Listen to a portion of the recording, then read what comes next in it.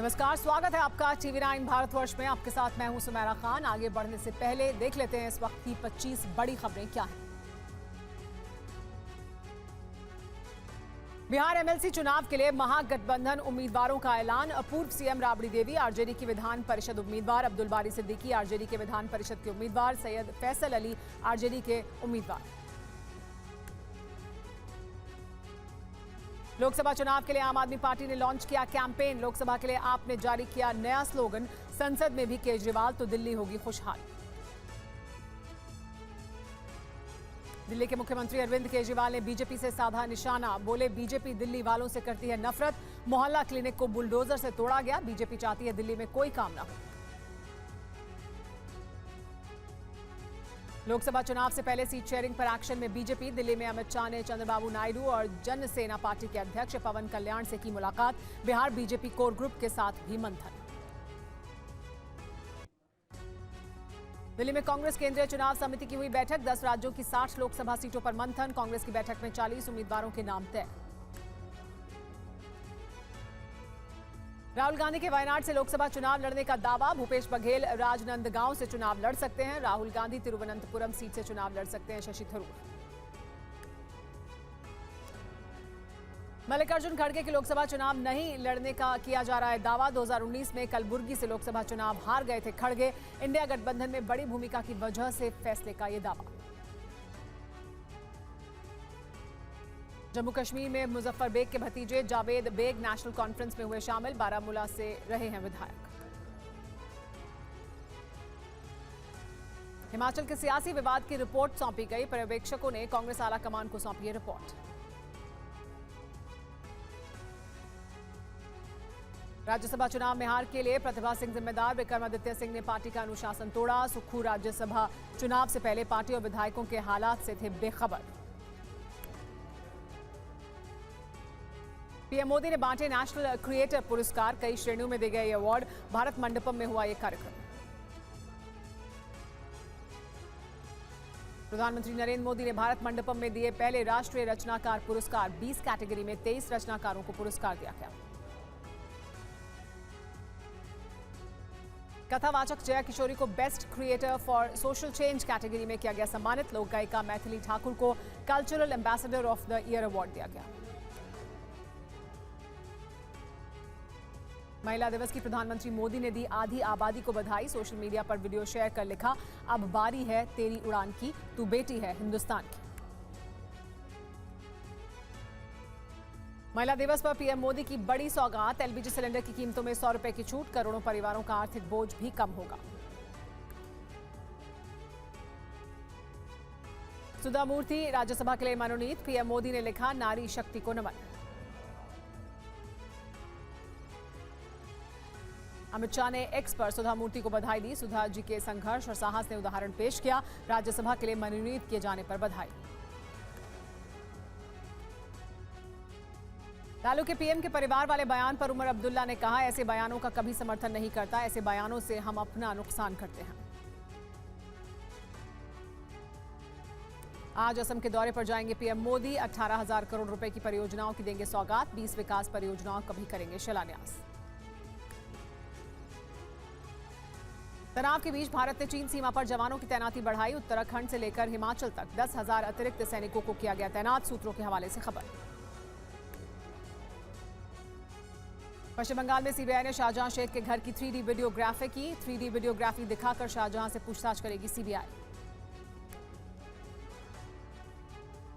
Rajasthan teacher paper leak में ED का action. शिक्षक भर्ती पेपर लीक ईडी की कार्रवाई हुई है। ईडी ने पेपर लीक के आरोपियों की संपत्ति की जब्त। जयपुर में आरोपियों की संपत्ति कुर्क की गई। रोहतक में स्क्रैप कारोबारी सचिन के मर्डर का सीसीटीवी फुटेज आया सामने। मां के सामने बदमाशों ने सचिन की गोली मारकर की थी हत्या। राजस्थान के कोटा में शिव बारात के दौरान बड़ा हादसा। शिव बारात निकालते समय करंट की चपेट में 1 दर्जन से ज्यादा बच्चे झुलसे। कुछ बच्चों की हालत गंभीर। देश भर में आज महाशिवरात्रि की धूम। उज्जैन महाकालेश्वर मंदिर में की गई भस्म आरती। शिव मंदिरों में जुटी भक्तों की भारी भीड़।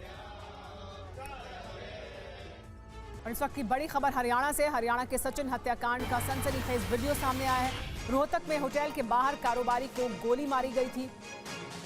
जयपुर के बाल सुधार गृह से भागे थे शूटर, ये जानकारी मिल रही है। मां, पत्नी और बच्चों के सामने बर्बरतापूर्वक गोली मारकर हत्या की गई। रंगदारी नहीं देने पर हत्या करने का आरोप लगाया जा रहा है।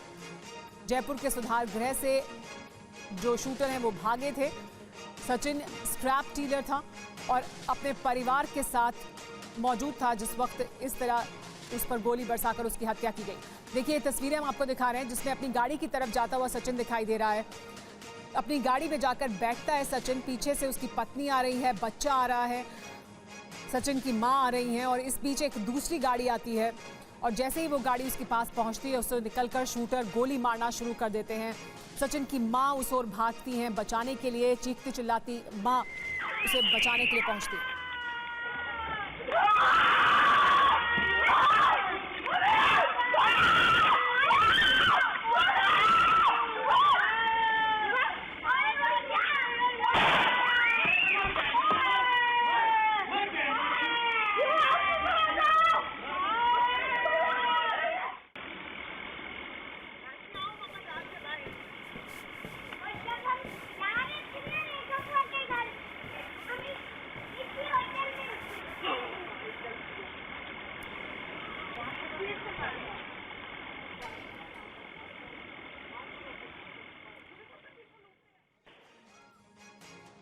आपको देखिए हम ये वीडियो भी दिखा रहे हैं कि किस तरह से ये फायरिंग की गई। देखिए, सचिन की मां को आप भागते हुए देख रहे हैं। जैसे ही उन्होंने गोली की आवाज़ सुनी वो उस गाड़ी की ओर भागी और सचिन की गाड़ी के साथ साथ जो दूसरी गाड़ी लगी है इसी में शूटर आए थे।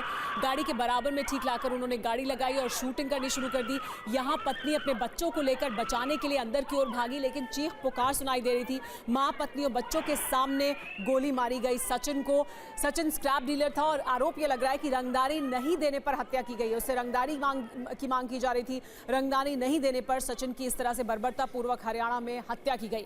हरियाणा में हत्याकांड का ये जो सीसीटीवी फुटेज है वो हम आपको दिखा रहे हो। देखिए, अपनी गाड़ी तक सचिन पहुंचता है, यहाँ आराम से वॉक करता हुआ अपनी गाड़ी की तरफ जा रहा है। ये सचिन की गाड़ी है, गाड़ी में जाकर बैठता है और पीछे से एक गाड़ी आती है। इस गाड़ी में शूटर है और गाड़ी वो ठीक बगल में लाकर लगाते हैं और उससे उतरते हैं शूटर और अंधाधुंध देखिए वो ड्राइवर सीट पर बैठे सचिन पर गोलियां बरसानी शुरू कर देते हैं।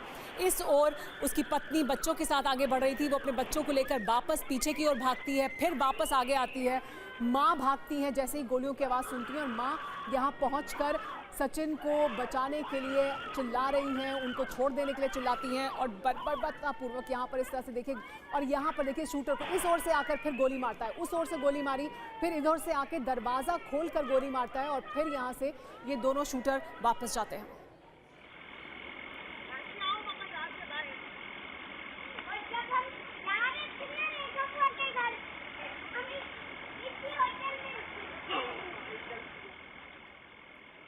और देखिए, हम दो तस्वीरें आपको दिखा रहे हैं किस तरह से हत्याकांड हुआ और अपराधी बेलगाम दिखाई दे रहे हैं। देखिए, ये गोलियां किस तरह से मारी गई हैं, गाड़ी पर कितनी गोलियां लगी हैं वो आप देखिए। और ये वो शूटर जिस गाड़ी में आए थे, देखिए ये वो दो शूटर इस गाड़ी में ये मौजूद थे। इस गाड़ी से आए, इस गाड़ी को लाकर उन्होंने सचिन की गाड़ी के ठीक बगल में लगाया।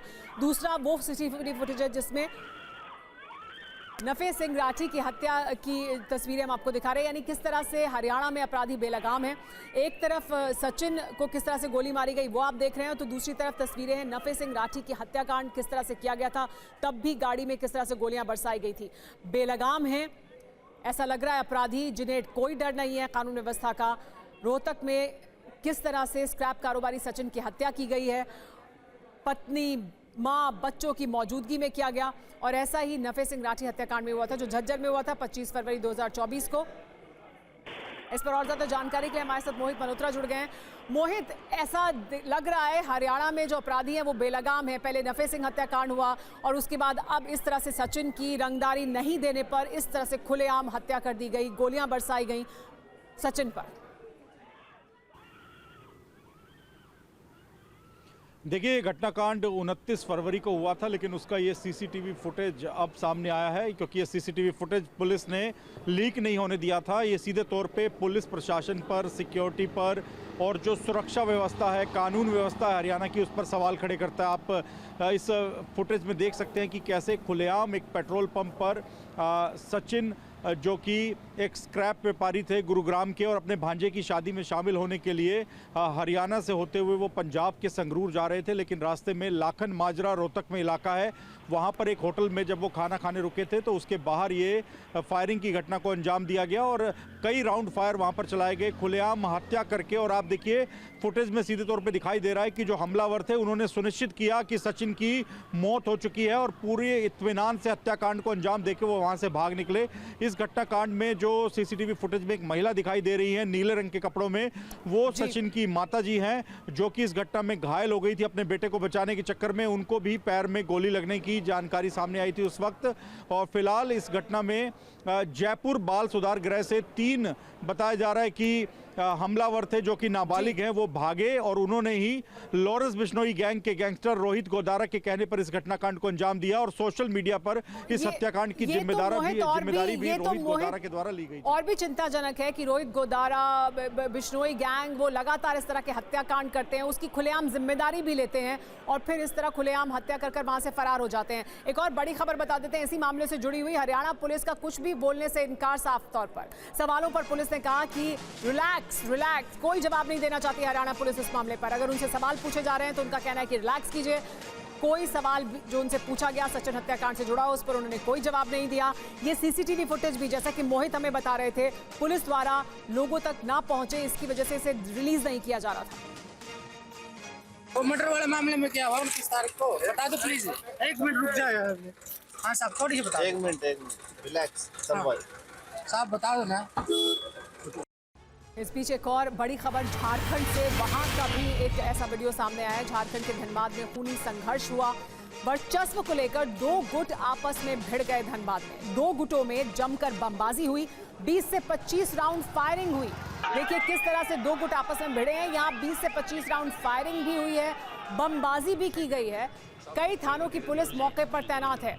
2 गुटों के बीच आपसी झड़प में, वर्चस्व की लड़ाई में किस तरह से बमबाजी हुई, किस तरह से गोलियां चली, 20 से 25 राउंड फायरिंग की गई। कई थानों की पुलिस को मौके पर तैनात किया गया हालात को सामान्य करने के लिए। सब हम खोज रहे हैं धीरे-धीरे।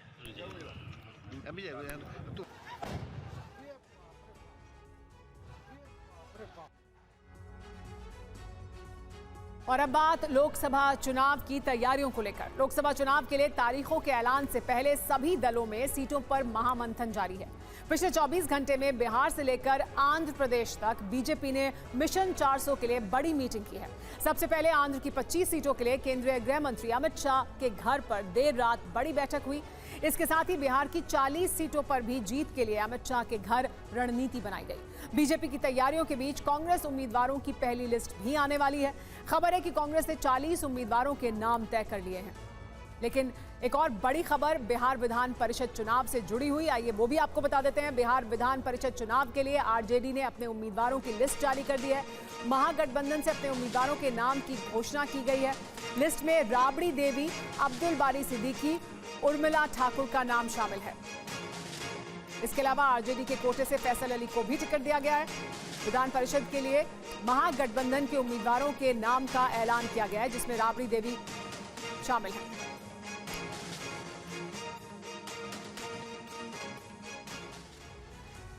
लेकिन वहीं दूसरी तरफ एनडीए की तैयारी भी पुख्ता दिखाई दे रही है। अमित शाह के घर पर बिहार को लेकर अहम मीटिंग हुई।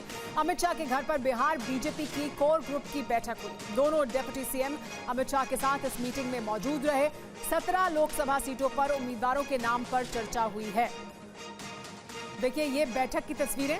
अमित शाह के घर पर बिहार में किस तरह की रणनीति बननी है और उम्मीदवारों के नाम क्या होंगे, यानी उम्मीदवारों के नाम पर यह अहम चर्चा। बिहार में 17 लोकसभा सीटों पर किन को मैदान में उतारना है, इस पर चर्चा की गई है। अमित शाह के घर पर बिहार को लेकर हुई है ये अहम मीटिंग।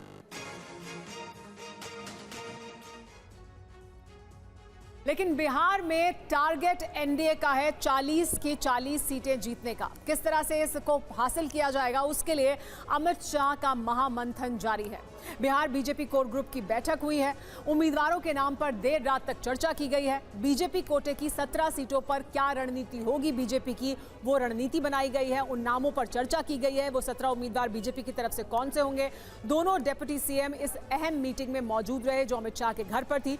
बीजेपी अध्यक्ष जेपी नड्डा भी इस बैठक में मौजूद थे। नीतीश के लौटने पर अंतिम मोहर लगेगी, क्योंकि नीतीश विदेश दौरे पर गए हुए हैं। जब वो वापस आएंगे तो अंतिम मोहर लगेगी इस फाइनल सूची पर। चिराग पासवान, पशुपति पारस, कुशवाहा और मांझी से बात होगी, यानी उन्हें कितनी कितनी सीटें देनी है उसके बारे में भी बात की जाएगी।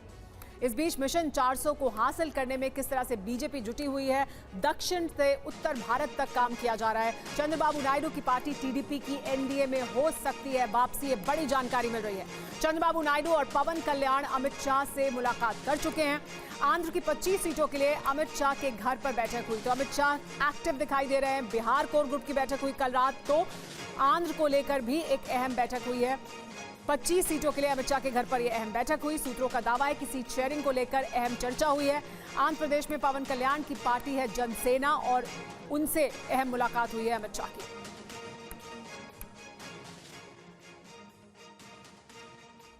बिहार के बाद अब आपको बताते हैं बीजेपी का मिशन दक्षिण क्या है। आंध्र की 25 सीटों के लिए अमित शाह के घर पर देर रात रणनीति बनाई गई। अमित शाह के घर पर चंद्रबाबू नायडू और पवन कल्याण की अहम मीटिंग हुई है। दोनों से दलों में गठबंधन और सीट शेयरिंग के फॉर्मूले पर चर्चा की गई है, यानी इन दोनों दलों से किस तरह की शेयरिंग हो सकती है, क्या फॉर्मूला हो सकता है, उस पर चर्चा की गई है। अमित शाह, चंद्रबाबू नायडू और पवन कल्याण के बीच एक एक सीट को लेकर लंबी चर्चा हुई है, यानी एक एक सीट पर मंथन किया गया है। बीजेपी और टीडीपी और जनसेना के बीच तालमेल को अंतिम रूप मिला है, ऐसी जानकारी मिल रही है इस बैठक के बाद। लेकिन आंध्र के लिए मैराथन मीटिंग में क्या बना है फॉर्मूला, क्या जानकारी मिल रही है, ये वो भी आपको बता देते हैं।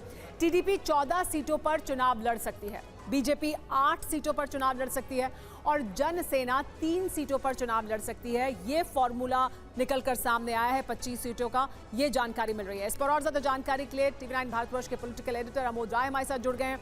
अमोद, दक्षिण से उत्तर भारत तक, यानी आंध्र की रणनीति की बात कर लें या बिहार की रणनीति की बात कर लें, अब अपनी रणनीति को ऐसा लग रहा है कि अंतिम रूप दे दिया है, सब कुछ सील होता हुआ दिखाई दे रहा है।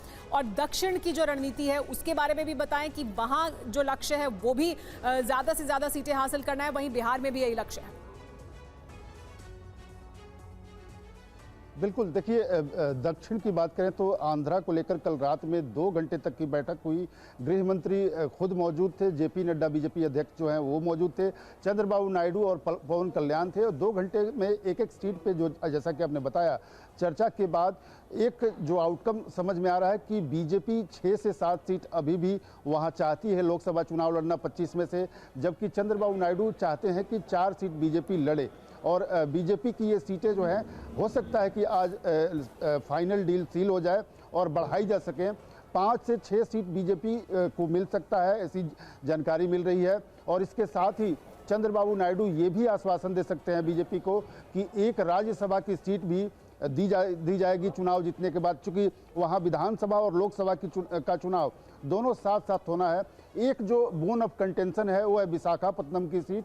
विशाखापत्तनम की सीट को लेकर चंद्रबाबू नायडू चाहते हैं कि उनकी पार्टी जीते, उनके ट्रेडिशनली वो लड़ते रहे हैं और वहाँ से जीतते भी रहे हैं। बीजेपी चाहती है कि ये सीट उसको मिले, तो अभी तक उसमें थोड़ी स्पष्टता की कमी है। लेकिन अभी आज चंद्रबाबू नायडू दिल्ली में हैं और गृह मंत्री से उनकी मुलाकात होनी है। अभी ये मुलाकात माना जा रहा है कि शाम तक हो जाएगी। उसके बाद इस पर कुछ स्पष्ट तौर पे कहा जा सकता है, साफ तौर पे कहा जा सकता है।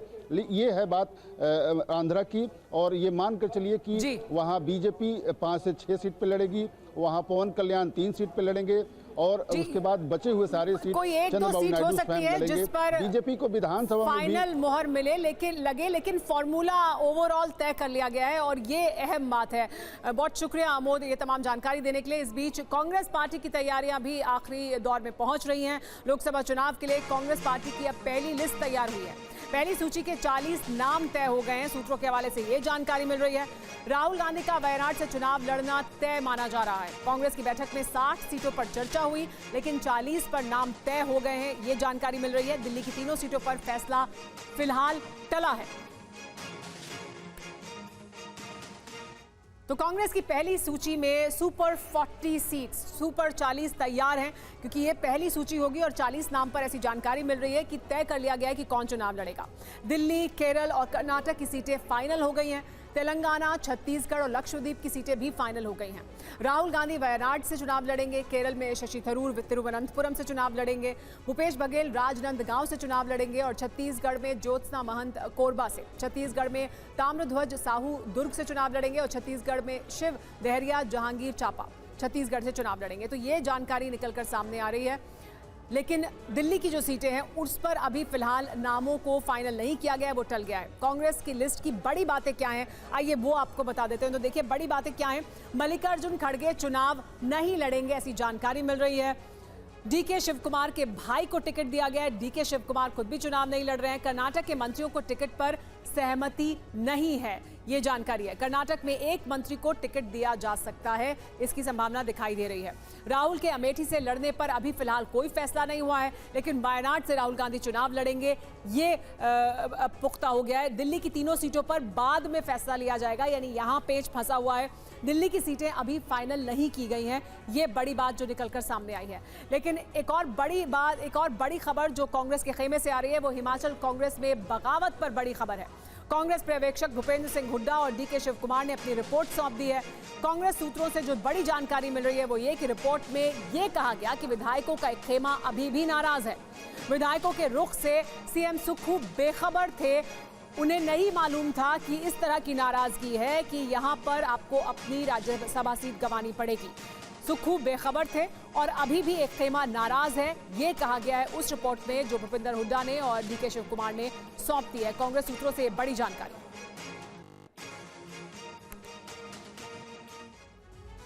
और अब आपको बताते हैं कि आखिर हिमाचल पर कांग्रेस की चिंता क्यों बढ़ गई है। पर्यवेक्षकों की रिपोर्ट में क्या क्या बताया गया है और ये कैसे प्रभावित करता है कांग्रेस पार्टी की हिमाचल में राजनीति को। सबसे बड़ी बात जो कही गई है वो ये कि सीएम सुक्खू बगावत से पूरी तरह बेखबर थे।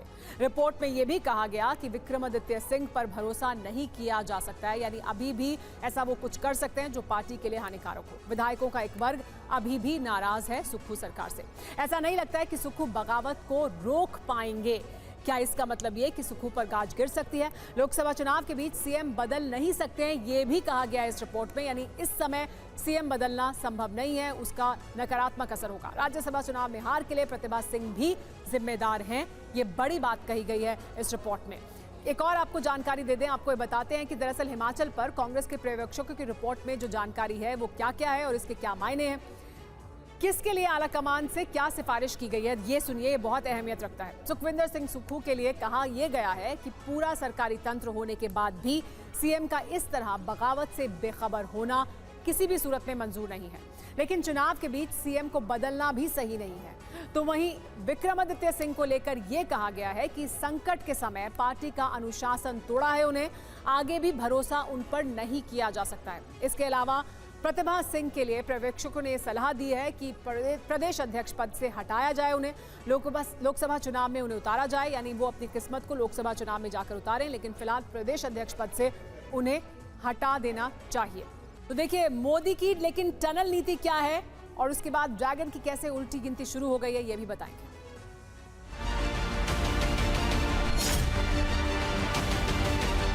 सेला टनल जो 13,500 फीट से ज्यादा की ऊंचाई पर 2 लेन में बनी दुनिया की सबसे बड़ी सुरंग है। तो क्या है मोदी की टनल नीति, आइए ये आपको बता देते हैं। कल सेला टनल का उद्घाटन करेंगे प्रधानमंत्री नरेंद्र मोदी। कल अरुणाचल प्रदेश में इस टनल का उद्घाटन किया जाएगा। बीआरओ ने तैयार की है रणनीतिक रूप से ये अहम सुरंग।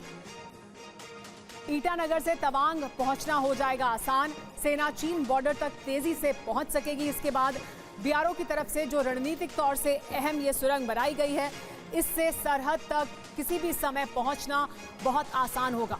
और यही है प्रधानमंत्री नरेंद्र मोदी की टनल नीति, जिसकी वजह से ड्रैगन की उल्टी गिनती शुरू हो गई है। चीन द्वारा लगातार बॉर्डर पर इंफ्रास्ट्रक्चर को बढ़ाया जाता रहा है, अब भारत की तरफ से भी ये अहम टनल बनाई गई है।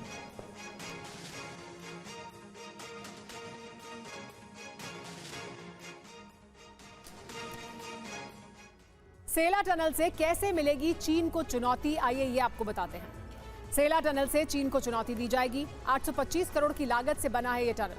13,700 फीट की ऊंचाई पर यह सुरंग बनाई गई है। एलएसी तक तेजी से अब पहुंचना आसान हो जाएगा। महज 8 घंटे में ईटानगर से तवांग पहुंचा जा सकेगा। रोज 5000 वाहनों की आवाजाही इस टनल से होगी। 12 महीने रास्ता खुला रहेगा, यानी किसी भी मौसम में बॉर्डर तक पहुंचना आसान होगा। रणनीतिक रूप से कितनी अहम है सेला टनल, आइए ये भी आपको बताते हैं। सेला टनल के जरिए 12 महीने रास्ता खुला रहेगा और ये बहुत अहमियत रखता है। बर्फबारी की वजह से 7 महीने तक ये पूरा इलाका कटा रहता था, अब ऐसा नहीं होगा। चीन बॉर्डर तक पहुंचना आसान हो जाएगा। चीन सीमा तक सेना का मूवमेंट भी तेजी से हो सकेगा। राष्ट्रीय सुरक्षा और मजबूत होगी इस टनल के बन जाने के बाद। लेकिन सेना टनल कितनी खास है, ये भी आपको बताते हैं कि कितनी इसमें मेहनत लगी है, कितना समय लगा है। 5 साल में सेला टनल बनी है। बीआरओ ने सेना पास से 2 सुरंग बनाई हैं। एक सुरंग 1003 मीटर तो दूसरी 1595 मीटर लंबी है। दूसरी टनल में बचाव ट्यूब भी बनी है। हर 500 मीटर पर बचाव ट्यूब मौजूद है। NATM तकनीक से बनी है ये सेला टनल। लेकिन अरुणाचल में बनी सेला टनल 2019 से बन रही थी। TV9 संवाददाता अंजू निर्वाण दिसंबर 2022 में सेला टनल गई थी और निर्माणाधीन टनल का जायजा लिया था। ये जो टनल है ये कनेक्ट करेगी अरुणाचल प्रदेश, असम और तवांग का जो पूरा रूट है उसको आसान करेगी। अंदर का व्यू हम आपको दिखाते हैं कि कैसे 1555 मीटर लंबी ये सुरंग जो है वो बन रही है। वहीं दूसरी तरफ अगर हम दूसरी सुरंग की बात करें तो वो 980 मीटर लंबी बन रही है।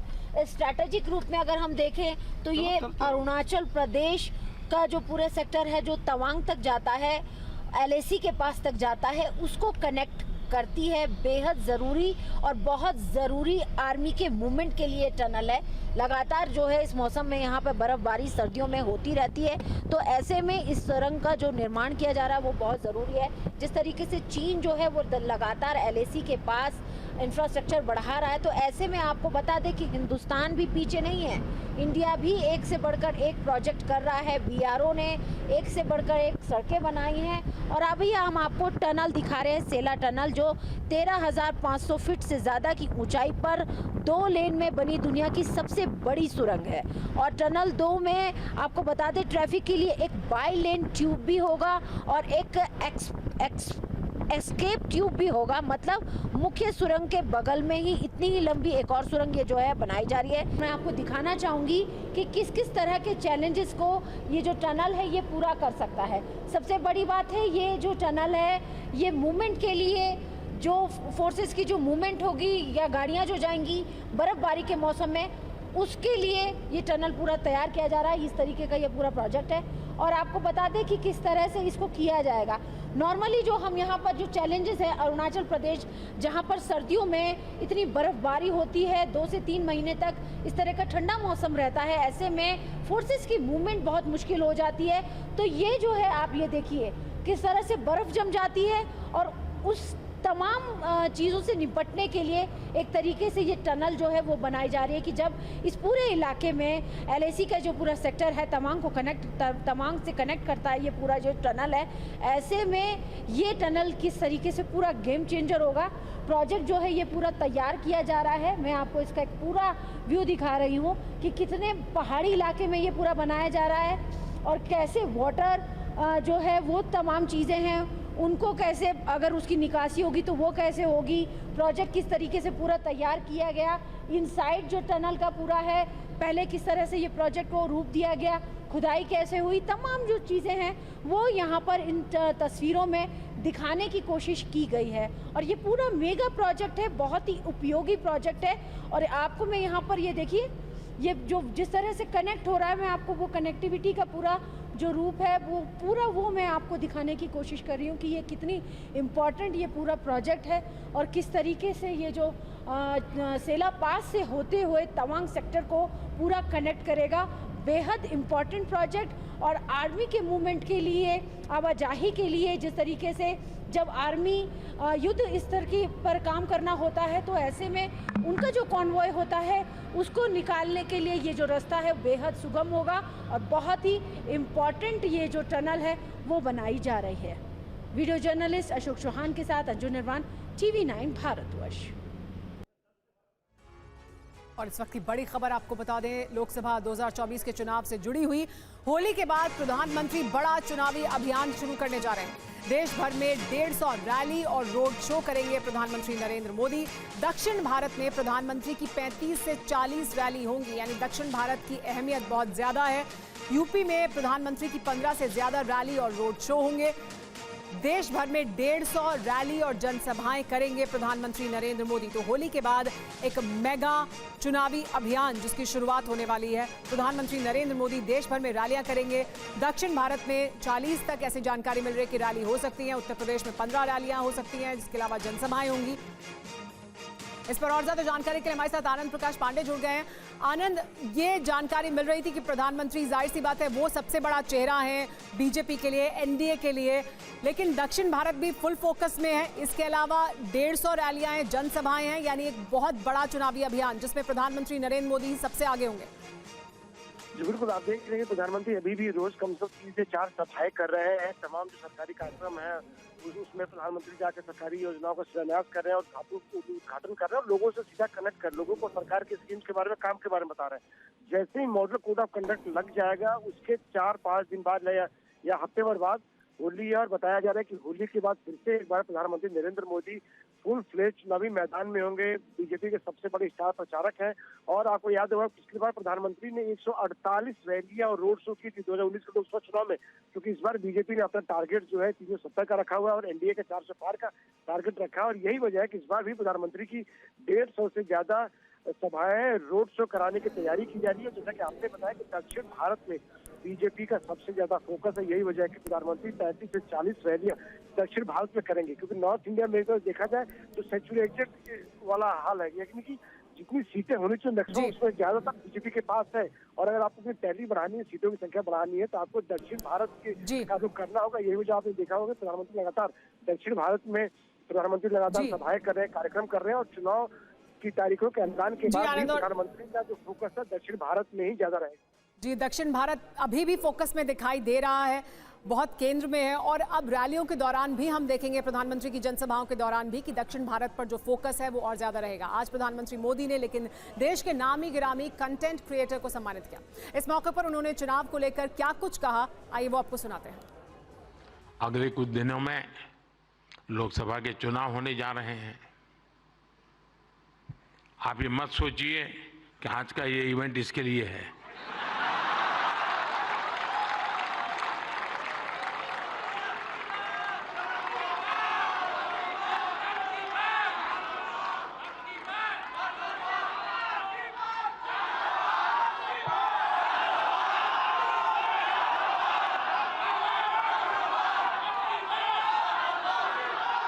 और मैं आपको गारंटी देता हूं कि हो सका तो नेक्स्ट शिवरात्रि पर भी, या तो डेट कोई और हो सकती है, या ऐसा कार्यक्रम मैं ही करूंगा।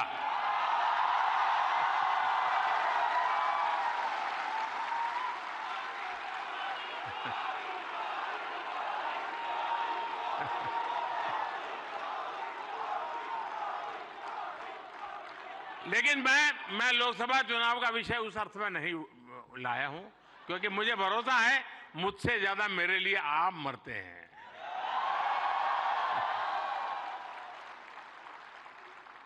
और आप मेरे लिए इसलिए मरते हैं क्योंकि मैं आपके लिए जीता हूं,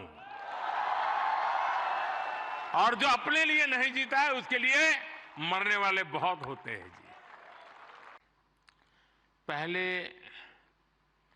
नेशनल क्रिएटर अवार्ड्स, यानी पहला है, ये आयोजन नए दौर को समय से पहले पहचान देने का आयोजन है।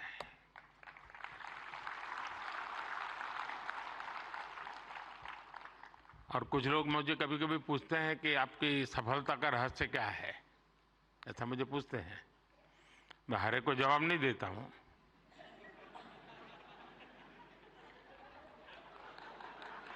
कोई रेस्टोरेंट वाला अपना किचन दिखाता है क्या?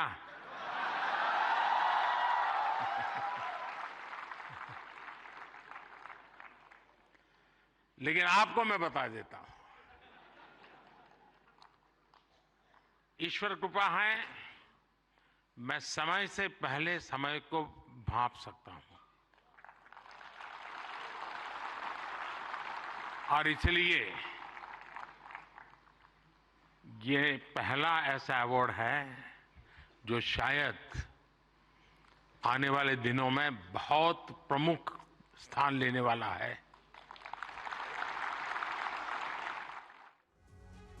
और फिलहाल वक्त हो गया है ब्रेक का। बने रहिए TV9 भारतवर्ष के साथ।